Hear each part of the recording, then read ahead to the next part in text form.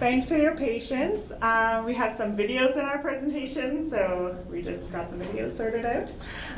We're just going to be talking today about an upcoming rebrand that's going to be rolled out on the website for the Princeton School of Public and International Affairs, also known as SPIA.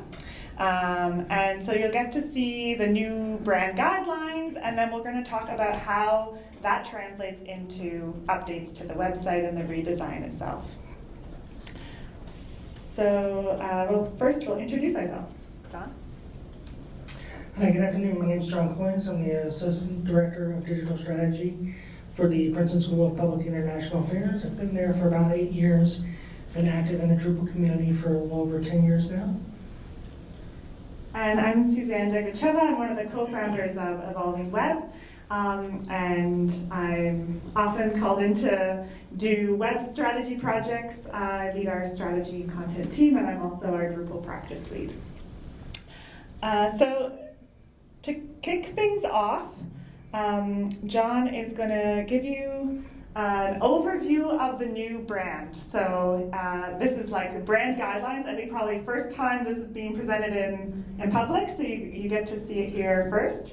And then I'm going to walk through what that means for the actual web project. Thanks, Suzanne. As she said, this is sort of, we're still in sort of beta test at the moment. And just to give you a little bit of context, so in 2020, Princeton University decided to change the name of the school from the Woodrow Wilson School to the Princeton School of Public and International Affairs. At the time, we were embarking on a project with Evolving Web that was more technical based, right? So the whole Drupal 7 to Drupal whatever migration, and that was sort of our lens for that project. But here we are 5 years later, and we're realizing that that creates an opportunity to sort of redefine, reassert ourselves, and sort of revisit sort of our mission and values. And with that, we have a rich history of sort of that analytical and diverse scholarly approach, but we lacked sort of a cohesive storyline to tell it all through all of our different personas, etc. So we're hoping that through this sort of new messaging framework that we can sort of redefine who we are. And we started off with a bunch of research, interviews, surveys, focus groups with various stakeholders, students, faculty, alumni, and staff. And one key insight that was present was that SPIA needed some way to strengthen its connection to Princeton University while ensuring that the name and the mission could stand alone its own. So as you'll see here, as I mentioned, we surveyed a bunch of internal, external audiences, staff, faculty, students, alumni, etc. And out of this framework, we wanted to center around sort of these foundational pillars of service, leadership, scholarship, and community.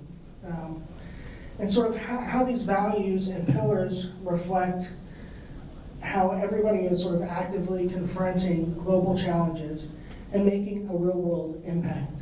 So you'll see here sort of this messaging map, if you will. Prospective students love the intimate classes, distinguished faculty with expertise, how that expands the network, and again, how that defines sort of our reputation. So what do we want to continue to own? What do we want to sort of promote to own? And sort of what do we want to manage away? Here is sort of condensing this down as sort of a positioning statement. Princeton SPIA convenes the brightest minds of policy for the greatest good in the world. And again, putting sort of a visual aspect to it, intentional, intimate classes, distinguished faculty, opportunities to connect with alumni, powerhouses, legacies in policy and beyond, and then our reputation. Thanks, John. So what you've been seeing here are these snippets from what I think is about a 70-page document, these fantastic brand guidelines that have been created, and they create this messaging framework, but also the visual design of the new brand. And so now our task is to take all this and redesign the website. So some interesting things about this project. First, when we did, you can open up if you want, if you're looking at your browser, the current website that John mentioned, built 5 years ago, migration from Drupal 7. This project, we didn't have brand guidelines. We just had the Princeton brand, and then we had these ideas, which I think a lot of, who here works in higher ed? Like a lot of times, okay, this school, everyone knows it's different because of X, Y, Z, but it's not necessarily written down in such clear terms as we've seen presented here. We didn't have that the last project, now we do. The last redesign was really driven by the end of life of Drupal 7, and now we're all in this great situation. For those of us who use Drupal, we don't have these big upgrade projects anymore. Upgrades are more streamlined, and so the strategy can really drive this project. And then the other interesting thing is that we have a great starting point for this website. We're not starting from scratch. We have great content, and we have content components that we can use. It's all built out with paragraphs. It's already flexible. And so our challenge is not just creating a component-based design. It's really applying the brand to that and really focusing in on what we're actually saying on every page, how the pages are laid out, and the navigation. So I'm going to talk through how we're applying the brand guidelines to our web strategy. So first thing I looked at when I read through the brand guidelines were our audiences. I think for many of us that's where we start with a project. We think about why this website exists and who are we primarily speaking to. And we have here a really nice breakdown of internal and external audiences. And the first person we're always speaking to are our external audiences. Even though our current students, our current faculty are extremely important, we need to talk to the external audiences first because this is their primary touch point, the website, their first impression. And for prospective grad student audiences, John mentioned a lot of the things that make SPIA really unique. And those are represented in the current website. You can go and find the amazing research being done. You can go and find the list of faculty experts. But what's missing when we look at the current site is more just explicitly saying what this translates into for the end user, for the prospective students. So we're not really being explicit enough about the value. And the main nav and the home page, of course, like any site, they do a lot of heavy lifting when it comes to speaking to your primary audience. And if we look at the current navigation, everything's there we need. We have our admissions link. We have a lot of the content that we need to make our decision about applying to this school and whether it would be a good fit. But what's also there is content for current students, and we have academics, we have students, we have some other navigation that kind of gets in the way of the prospective student experience. And in fact, there's like two different pages for every program at the moment, and it can kind of bog the experience down. And this maybe is something you struggle with in your own projects where trying to speak to too many audiences prevents you from speaking clearly to anyone. And so one technique that we've used on other projects is to have this kind of persona-based navigation. So we have our primary navigation, our main menu, speak directly to our most important audience. And then we use a secondary navigation, in this case it's called an information for menu, or persona-based navigation, that's speaking to other audiences and giving them really valuable wayfinding landing pages that they can use to access all of their quick links, all the information they need at their fingertips. And just to give you another example, on this website for the McMaster University School of Faculty of Engineering, the wayfinding landing pages are also linked to there up at the top, but they're in a permanently visible secondary menu.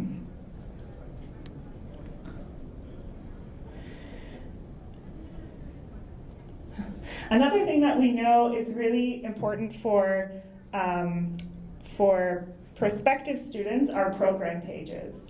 And so just to give you an idea, right now on the current SPIA website, there are program pages that are available under admissions that are designed for prospective students, where you can see a bit of the admissions process, you get a glimpse of the curriculum, you have your current, your student testimonial, but you also have under academics a secondary page that also lists the programs where you can get other information that's designed more for current students.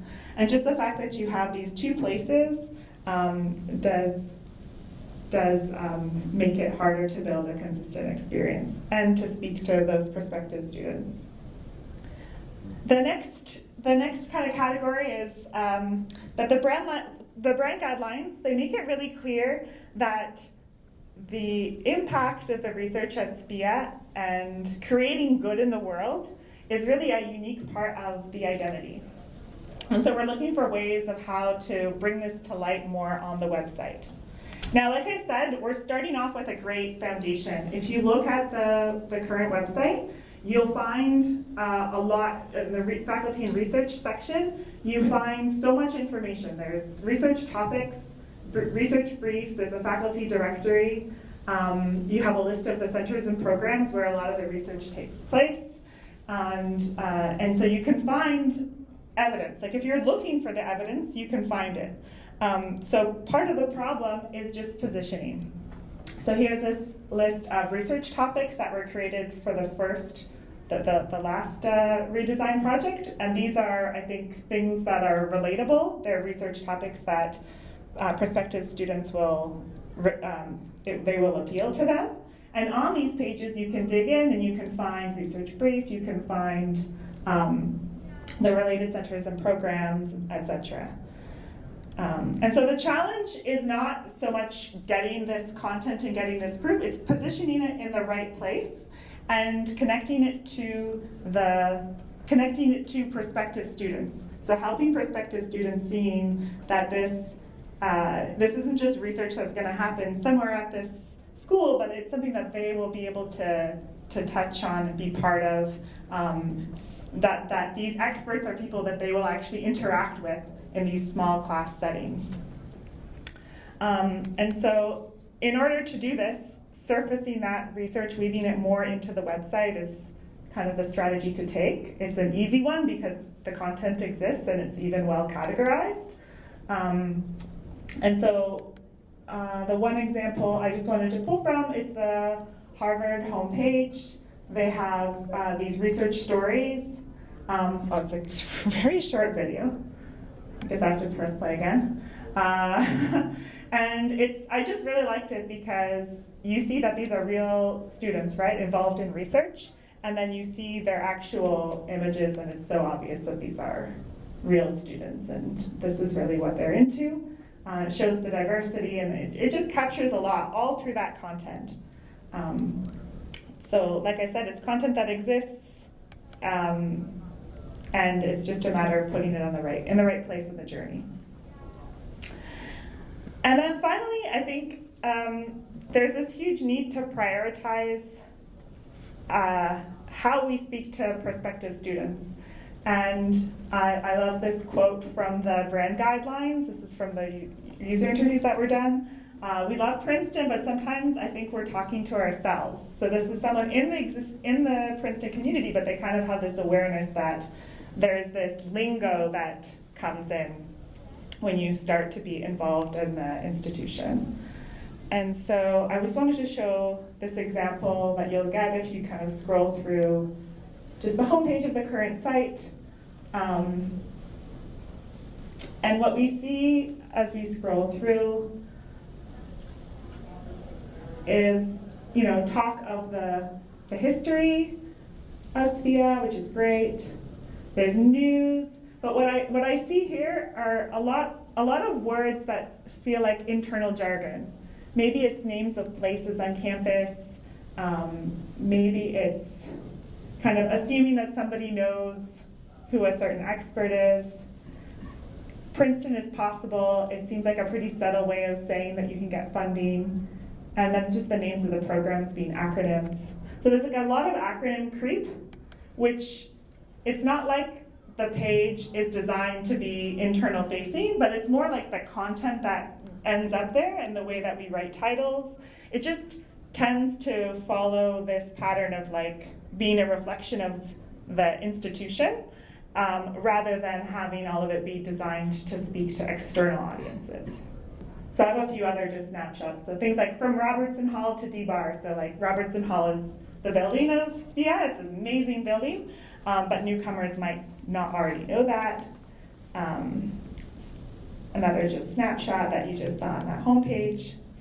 And so what we want to do instead is just be a bit more explicit. So like how can we bring in some language that's speaking more directly to prospective students about the value, something that directly calls out to them and makes them feel included and sought after.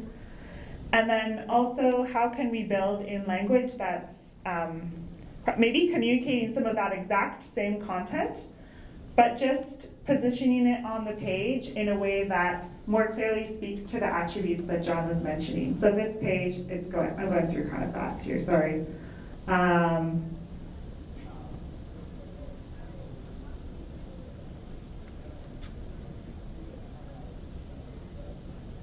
Some of the words used in the headings, like collaboration, some of the images you see that specifically are making that call to diversity of student body. In this case, it's an engineering school looking to recruit more women engineers. And there's lots of great content there that's just coming from the newsfeed, or that's just, but it's just positioned in a way that speaks more to those brand attributes. All right. Oh, okay. I do have one more. This is the last one. The last one is this another quote from the brand guidelines. My SBIA classmates and professors are some of the most brilliant people I have ever met. I think a lot of people have this impression when you're in higher ed. You're just so excited about the people around you. And when we talk to prospective students, it's often the thing that makes their decision. They've talked to somebody who took a program. They want to study it too. And so often we come in and we make this recommendation like, we need to get student stories on the website. Well, the SPIA website already has student stories. It has a great catalog of them. There's an Our Community section that has community spotlights. It's more than just students. And so those do a great job. They're included in a couple places. So on the program pages, we see them. There's links. You can meet different students. They link into these Instagram pages. And then if you scroll down, you also see like a video testimonial. And so basically, I think that these kind of spotlights on people can play a few roles in this type of website. They make programs feel more relatable because you get a human one-to-one story. They show off the diversity of the student body, and then they're also inspiring because you can kind of see the caliber of the other students, but also there's faculty ones that show the caliber of faculty, professors, and people you'd be working with. And so I have a couple other ideas of how we can use these strategically that goes beyond how they're positioned now. So the way you saw the testimonials currently on the SPIA site, they're kind of presented as like, meet this student without much preamble. They can be kind of more explicitly telling the story. Like what are we meant to get out of these testimonials? Here's an example from a college that has a really bold design, and their student testimonials, there's a whole lineup of them, just like we had with SPIA, but they're a little bit positioned. You belong at Loyalist. So we say it right there. And kind of welcoming or inviting the user into the testimonials a little bit more. And then I think the other thing that we can do is really take some of that idea that you can be inspired by the people you're studying with. Not just trying to make the school seem relatable, but trying to introduce the idea that you're going to get like huge inspiration, your career can take off, and you can really work with the best. And that, I think, again, we can just say more explicitly. And this is an example from the harvard.edu homepage. So those are some ideas for content strategy and UX, how the brand guidelines are going to influence the project. And then John's just going to wrap it up by showing some of the next steps in terms of the styling and the visuals, because so far we've just been talking about UX and content, but there's a whole visual aspect to the brand as well. Thanks, Suzanne. As you mentioned, sort of the building has been a sort of iconic figure for the school. So you'll see here, as if we move to these next couple of slides, with typography and photography, etc., you'll see some line elements that really speak to the columns that aligns to the pillars of tomorrow. And we've actually started to play around with some of these fonts and design treatments, and some of our event posters, more directional signage you'll see here in a little bit. And it sort of did that on purpose because I really wanted this to not just be a fresh coat of paint. You know, as Suzanne said, we've done all this user research. I really want this to be sort of a transformative narrative, right? And to get people used to the brand at first, I think hopefully I'll have a little bit more liberty to sort of push the web in a different direction. So here, actually, this middle piece, on the back side of the columns, that is actually a mural that's like glued to the wall, which I thought was an interesting treatment there. So. Yeah, I love how we're working with a brand that's already been, like we went down to Drupal Camp, New Jersey, I guess a couple months ago, and it took place at Robertson Hall, and we got to see all this in real life, which was fun. So we're building on a brand that has already had the tires kicked. So I just wanted to leave you with a few takeaways, because we're presenting on a project we're working on, but what does this mean for you? And so I think brand guidelines are a great way to get everyone on the same page. Sometimes you kick off a project, you're in a workshop, you're trying to get multiple parties and different branches or departments to agree on something. And if everyone's already in that mode of like, let's agree on the brand guidelines, like what better opportunity than to say, connect the dots and say, well, we all agreed on this, so that's what this means for changing the UX, or that's what this means for your content strategy and the investment we need to make in content. So anytime you can get people to agree, like try and use that political momentum as much as possible. Looking for the intersection of internal and external audience needs. I know there's so much information because this school website has to serve both internal and external audiences, but there's so much great content that's designed for an internal audience, like news and events and things that are really happening actively at the campus, with just a tweak can be made to really speak more to the prospective students. And looking at those areas where content can be useful for both types of audiences, I think is valuable. And then building on your existing content, like whenever possible, you don't want to start from scratch with content. You want to instead align it with your brand. So just taking even the existing components that we have, in a lot of cases, pages already have a flow that makes sense. Not assuming that we have to redesign everything, but more just learning how we can tell the story better using the brand and the messaging framework and setting it up to adjust our pages. So hopefully at the next Evolve Drupal, we'll have a finished site to show you. Well, maybe not the next Evolve Drupal. Maybe the next Evolve Drupal at some point. We'll have the site to show you. We're excited to have this project underway. And yeah, we'd love to hear your thoughts and chat more about how it applies to your projects too. Thank you.